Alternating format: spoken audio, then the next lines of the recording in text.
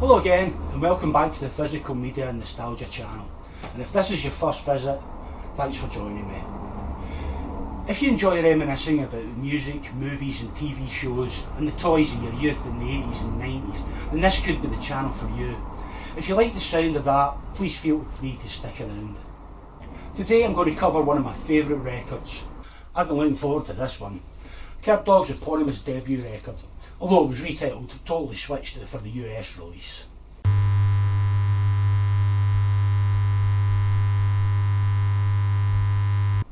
Formed in 1991 as Roller Coaster, before changing their name to Kerbdog in 1992, this alternative metal band roared out of Kilkenny, Ireland, comprising guitarist singer Cormac Battle, bass player Colin Fennelly, drummer Dara Butler and guitarist Billy Dalton, filling out the lineup in 1992.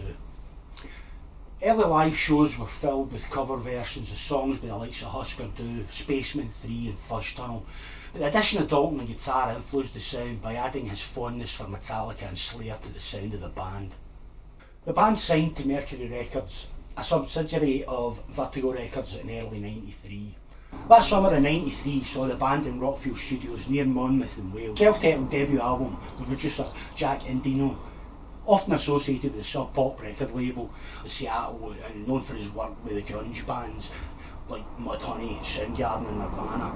And Dino definitely brought elements of that sound to Kerbdog's music, which could be heard in the vocal delivery of Battle at times, echoing Lane Staley of Alice in Chains.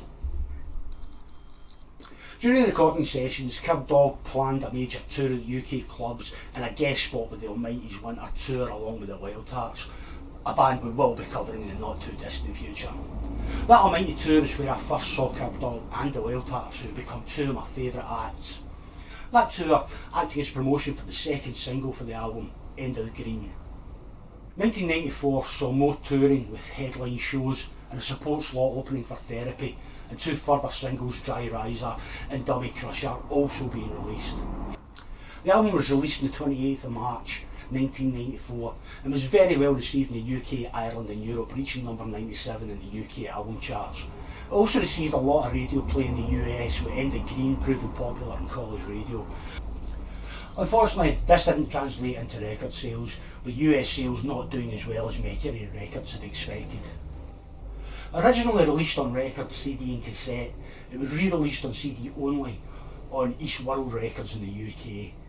Another re-release in November of 2020 on Hassle Records saw the album on green vinyl and a limited edition hand-numbered run of 300 on clear vinyl. July '95 saw the band relocate to Los Angeles to work on the second album, with rehearsals at Full Blast Studios before recording at Sound City and A&M Studios. The record eventually being titled On the Turn. Billy Dalton left the band a few months after the band returned from LA. The band's record label, Mercury, was bought over by Polygram, and Kerbdog moved to Fontana Records, Vertigo's sister label at Polygram. JJ's song was released as an EP in July of '96 before the release of the single Sally in September of '96. The record company Upheaval delayed the release of On the Turn until March of '97, preceded by the single Mexican Wave, but poor sales and lack of marketing saw the band dropped by the label and the deletion of their back catalogue in '97.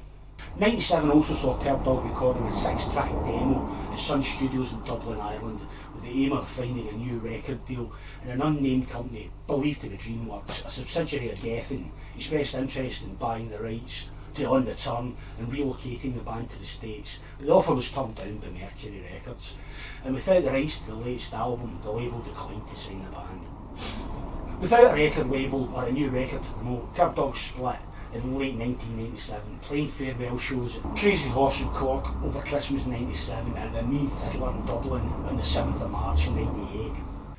1998, Cormac Battle and Dara Butler, along with bassist Mick Murphy, formed the band Wilt and played their first shows at the Funnel in Dublin on the 26th of March, with Rockside magazine claiming the band as Ireland's answer to Husker Du and Weezer.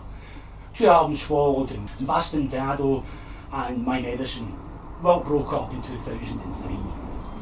Following a couple of years away after Wilt split up, Kerbdog reformed in 2005, much to the delight of many music fans, and saw 13 gigs in Ireland that year, including 2 sold-out shows at the Temple Bar Music Centre in Dublin, and a full set at the Oxygen Music Festival, Ireland's twin sister to Scotland's Tea in the Park. The band have popped up sporadically ever since, with random shows in 2006 and 7. August 2008, the Camden Butterfly in London, as part of Kerrang magazine's Week of Rock, and a show at the Pumpalooza in the band's hometown of Kilkenny. Charity show in aid of the Susie Long Hospice Foundation, with Billy Dalton rejoining them on stage for 7 songs, the first time since 1995 they had played as a 4-piece. A tribute album called Pledge, a tribute to Kerbdog on Stressed Sumo Records, was released on the 8th of March 2010. On the 7th of April 2012, the band returned to the UK for a one-off show in Bristol to mark the 15th anniversary of On the Turn, with the show being the first of 3 shows recorded by Dave Draper for a future live album, with other shows in Dublin and London also being recorded. The resulting live album, Congregation, being released as a CD-DVD package on the 10th of October 2014. It was announced on the 16th of June 2014 that Dalton had rejoined the band after an 18-year absence, and the group recorded Electricity, and it was included on the live album and as a 7-inch single, Back with Pointless Live. 2023 saw a full UK tour, and I was able to catch them in the Glasgow Cat House on the 19th of March. It was a fantastic show.